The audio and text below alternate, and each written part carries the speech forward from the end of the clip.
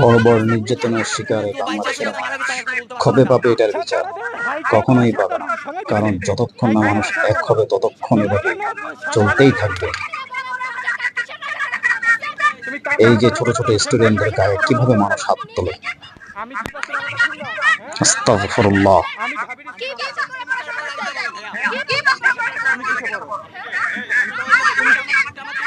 পুলিশের সাথে ছাত্রলীগ এসে ছাত্রদের গায়ে হাত তোলে। হায় রে দুনিয়া!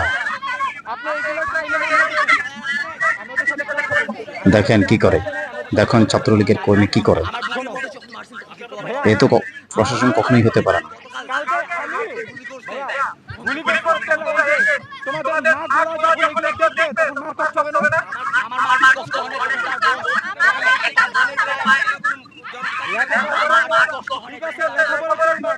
তোমরা